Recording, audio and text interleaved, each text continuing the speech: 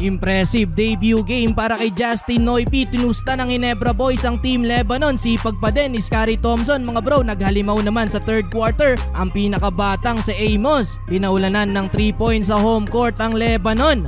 Umpisa na ang final window para sa FIBA World Cup Asian Qualifiers kung saan unang nakaharap ng Gilas Pilipinas ang Team Lebanon na walang Wael Arakji. Heto na din ang iniintay na debut game ni Justin Noypi. Suot ang Gilas jersey. Halatang excited na din si JB mga bro. Present din sa arena ang global ambassador ng FIBA na si Carmelo Anthony. Well, first 5 ng Gilas nandyan ang dalawang MVP na si Junmar at Scotty. Sinundan ni Perez Ramos at ang naturalized import na si Brownlee. So first quarter, gigil na gigil agad umatake etong si Perez mga bro. Back to back layup mula kay Predator. Pasok naman ang unang bitaw ni JB beyond the arc. Nasundan pa yan ng isa mula sa Ginebra connection nila ni Scotty. Gandang umpisa para kay Brownlee mga bro with already 7 points. Junmar naman nakapondo ng 5 points. Pasok pa ang tira sa 3 points. Sipag naman ang pinairal ni Scotty mga bro. Rumi-rebound kahit malalaki ang nasa ilalim. Disente ang percentage natin pagdating sa field. 57%, 67% naman beyond the arc. Well distributed din ang bola with 7 assists. Kaya naman lumamang tayo ng 6 sa first quarter,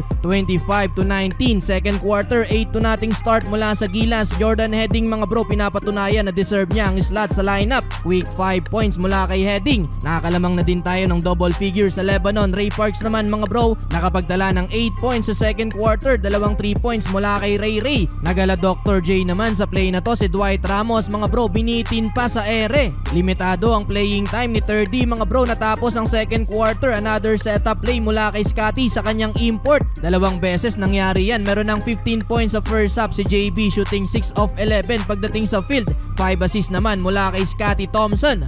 End of first half, lamang pa din tayo ng 12 points, 53-41. Entering the third quarter, tuloy-tuloy pa din ang momentum para sa Gilas. Tostado ng Ginebra players ang Team Lebanon. Another extra pass mula kay Scotty para sa dunk ni Malonzo. Solid din ang depensa ni Ramos with the block mga bro. Agaw naman para kay Perez which led to a fast break points. Ayaw paawat ng high flyer dunker ng Ginebra mga bro. Humirit pa ng isang slam dunk si Malonzo. Meron ng 9 points sa third quarter etong si Jamie. Nabigyan din ng minuto etong pinakabata sa lineup mga bro na si Mason Amos. Halimaw ang batang to mga bro. 11 points ang naitala sa loob lamang ng 4 minutes na playing time nung third quarter. Meron na tayong 13 3 points mga bro sa third quarter. Kaya naman lumamang pa rin tayo ng 18 points, 82-64. Well, fourth quarter, palo sa 20 ang kalamangan ng Gilas. Tila walang pantapat ngayon ng Lebanon sa napakainit na shooting ng Gilas. Napakabalanse ng scoring ngayon ng Gilas mga bro. 5 ang merong double figure. Pumasok ang last 2 minutes mga bro. Nakontrolado pa din ng Gilas ang double figure lead. Kaya naman sa dulo mga bro, nakabawi pa din tayo sa team ng Lebanon.